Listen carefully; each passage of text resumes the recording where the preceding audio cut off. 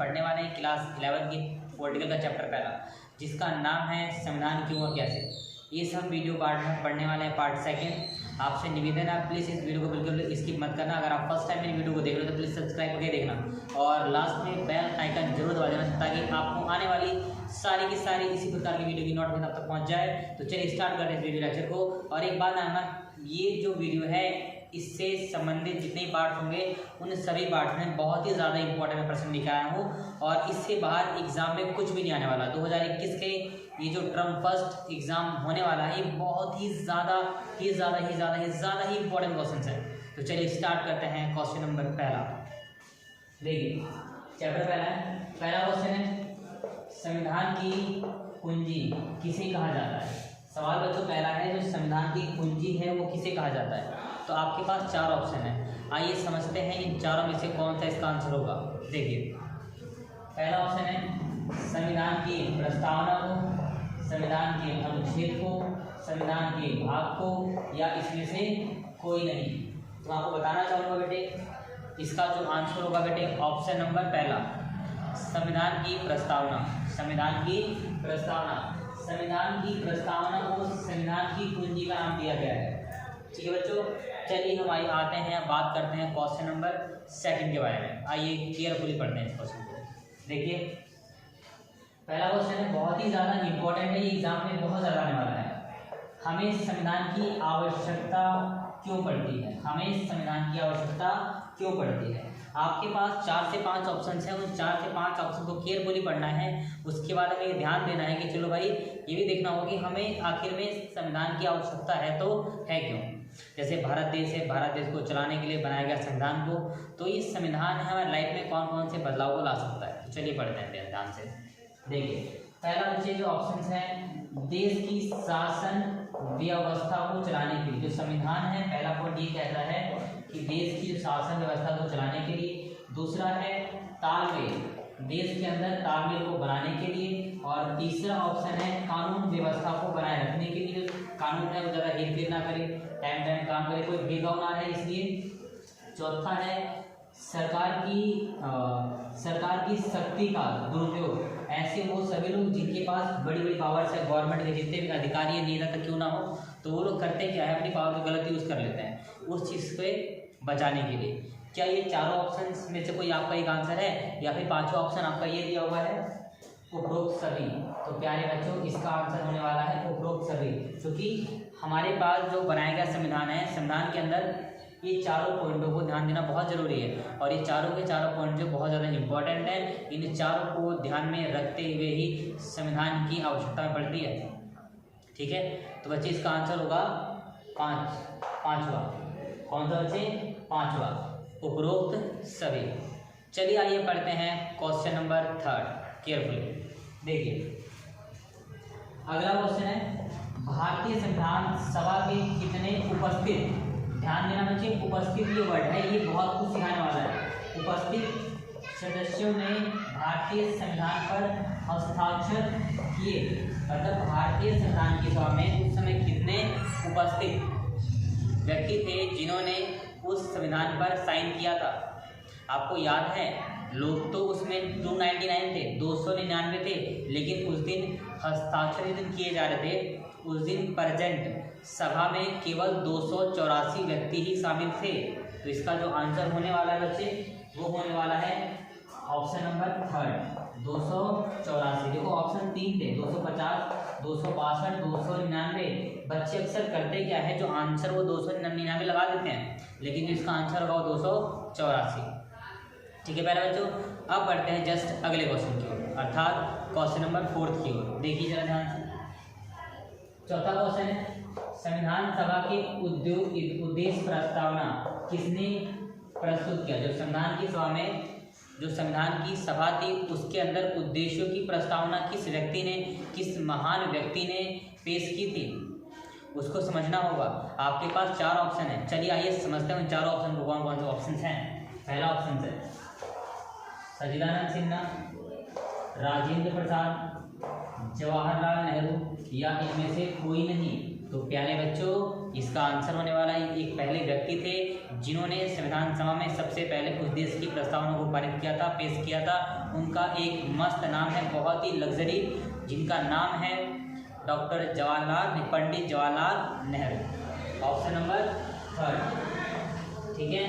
चलिए बच्चों, अब बढ़ते हैं जस्ट अगले क्वेश्चन अर्थात क्वेश्चन नंबर 5 की ओर। देखिए 5वां क्वेश्चन है, संविधान सभा की पहली बैठक कब हुई थी? जो संविधान की सभा थी उस समय 2 से 3 से 4 बैठकें की गई थी ना, बैठकें होती रहती हैं, आपको पता होगा। भारत देश में लोकतांत्रिक देश है भारत देश, और सभाएं तो होती ही रहती हैं। तो प्रश्न में पूछा है कि सबसे पहली बैठक कब हुई थी, ठीक है। आपके पास कुछ समय दिए हैं, कुछ ऑप्शन दिए गए, हमें देखना है उन ऑप्शनों में से कौन सा इसका आंसर होने वाला है। चलिए देखिए, पहला 9 दिसंबर 1940, 11 दिसंबर 1940, 13 दिसंबर 1940 या इनमें से कोई नहीं। मैं आपसे एक बात बताना चाहूँगा बच्चों, इसका जो आंसर है वो है 9 दिसंबर 1940 को पहली बैठक हुई थी। एग्जाम में कभी कभी ये पूछ लेता है कि दूसरी बैठक कब हुई, तीसरी बैठक कब हुई, तो उसके भी आंसर आपको इसी क्वेश्चन में मिल जाएंगे। ध्यान देना, दूसरा ऑप्शन जो दिया है मैंने वो दूसरी बैठक का है, तीसरा ऑप्शन तीसरी बैठक है। लेकिन इस सवाल में यही तो पूछा है ना कि पहली बैठक को हुई, तो ध्यान रखना पहला ऑप्शन हैगा 9 दिसंबर 1946 को पहली बैठक हुई थी। चलिए अब बढ़ते हैं क्वेश्चन नंबर 6 की ओर। देखिए जरा ध्यान से, संविधान सभा के अस्थायी अध्यक्ष कौन थे?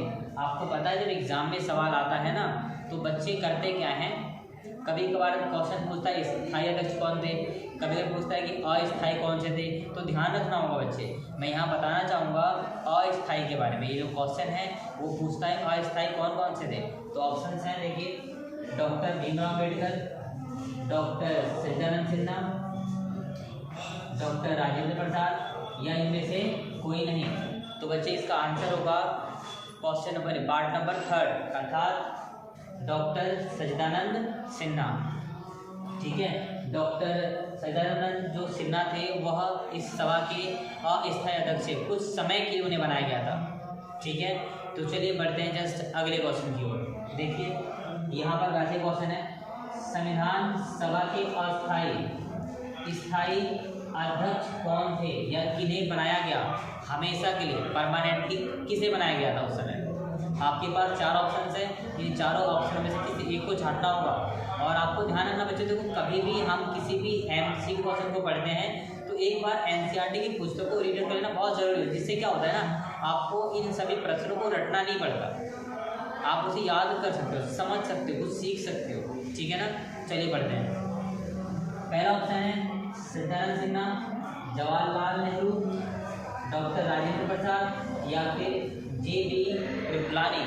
तो इसका आंसर है, इसका जो आंसर है बच्चे वो है डॉक्टर राजेंद्र प्रसाद, ठीक है बच्चों। आइए स्टार्ट करते हैं क्वेश्चन नंबर 8 का। देखिए यहाँ पर क्या है, उद्देश्य प्रस्तावना नेहरू जी कब लाए थे? आपको पता है ना, उद्देश्य प्रस्तावना को लाया गया था तो कहीं ना कहीं कोई एक मुख्य व्यक्ति रहे होंगे जिन्होंने उद्देश्य प्रस्तावना को लाया था। देखिए आपके पास 4 ऑप्शन है, उन चारों में से बच्चों कोई एक आंसर हो सकता है, वो कौन सा है मैं ध्यान से समझना होगा। आइए पढ़िए, देखिए जरा पहला ऑप्शन है 9 दिसंबर 1946, 11 दिसंबर 1946, 13 दिसंबर 1946 या इनमें से कोई नहीं। तो प्यारे बच्चों इसमें से जो आंसर है वो है 13 दिसंबर 1946। तो प्यारे बच्चों चलिए आइए बढ़ते हैं अब जस्ट अगले क्वेश्चन अर्थात क्वेश्चन नंबर 9 की ओर, ठीक है।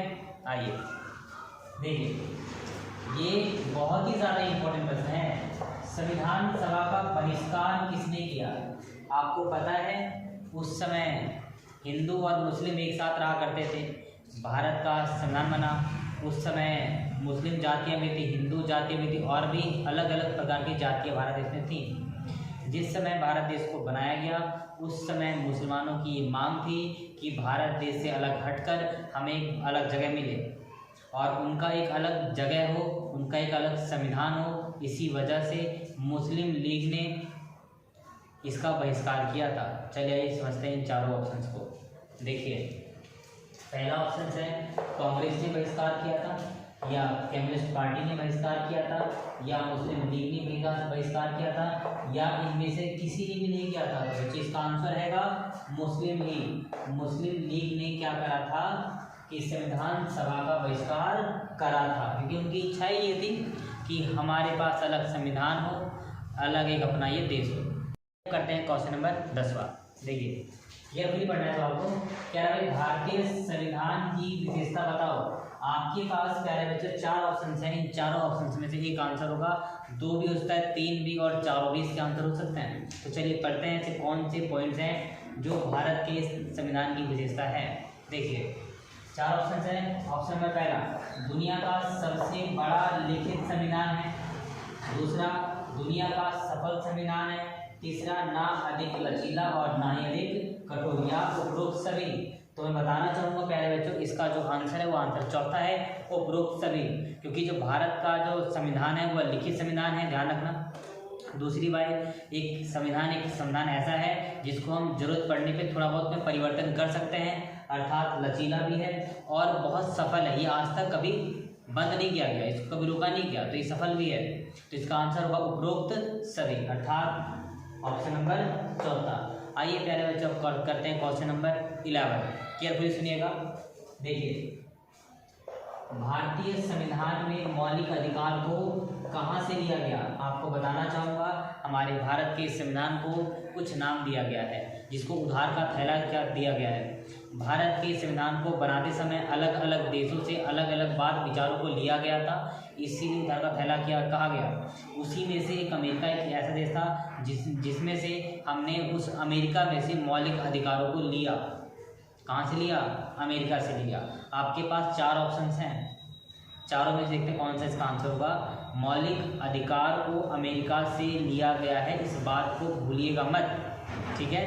और भी कई सारी विचारधाराएं ली गई थी अलग अलग देशों से, वो तो पूछा नहीं है ना। प्रश्न ये है कि मौलिक अधिकार कहाँ से लिया गया, तो ध्यान रखना अमेरिका से। कहाँ से लिया गया बच्चे? अमेरिका। फ्रांस से नहीं लिया गया, सोवियत संघ से नहीं लिया गया, जर्मनी से नहीं, अमेरिका से लिया गया। कहाँ से?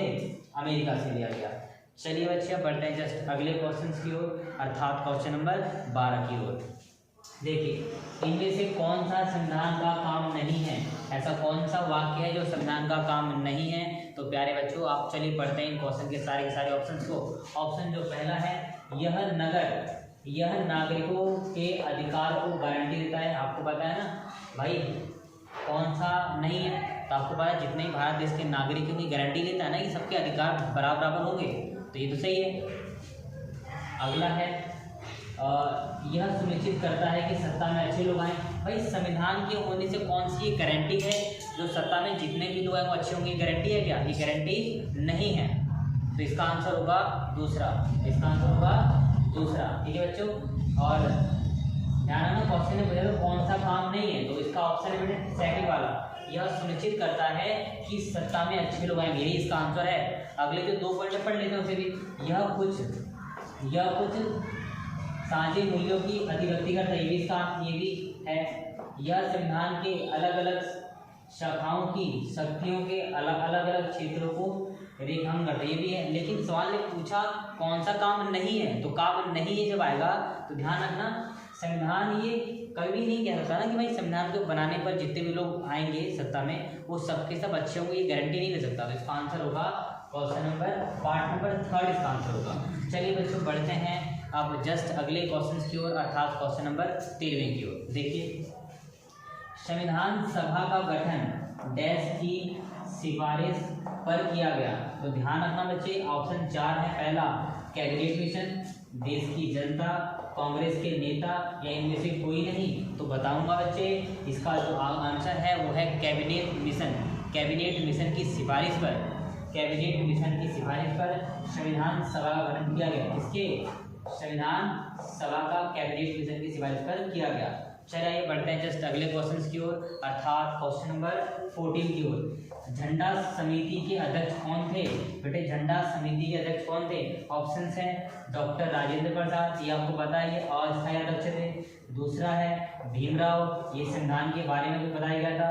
अगला है डॉक्टर राजेंद्र प्रसाद, यह स्थायी अध्यक्ष थे। तो अगला बचता है जेपी कृपलानी।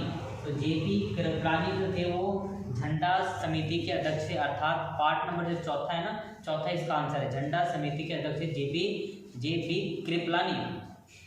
आपने मेरी इस वीडियो को शुरू से लास्ट तक देखा, इसके लिए बहुत बहुत धन्यवाद प्यारे बच्चों। मैं आपसे एक बात और शेयर करना चाहता हूँ वीडियो के लास्ट में। आपने नोटिस किया होगा जो भी मेरे 2, 4, 10, 12 जितने भी सब्सक्राइबर्स हैं, आपने देखा 2-3 से वीडियो को नहीं डाला था, क्योंकि मेरे साथ कोई छोटा सा हादसा हो गया था जिसकी वजह से मेरे पास समय नहीं मिल पाया। और आप देख रहे हैं मुझे थोड़ा चोट लगी हुई है, थोड़ी सी गहरी चोट है, फिर भी सही है, वो कुछ तकलीफ की बात नहीं है। आज मैंने टाइम निकाल कर, आप लोग मेरा वेट कर रहे होगे, इसलिए मैंने वीडियो को बनाया। मैं आपसे एक बात कहना चाहता हूँ, प्लीज़ मेरी वीडियो को रोज़ देखिए और मेरा थोड़ा सपोर्ट कीजिए, ताकि मैं और आगे जा सकूँ और आपके लिए ऐसे ही अच्छे क्वेश्चंस को आपके सामने पेश कर सकूँ। अब अगले आने वाली वीडियो में इसका पार्ट 3 होगा, जिसके अंदर लगभग चैप्टर को कंप्लीट कर दिया जाएगा। बहुत बहुत धन्यवाद।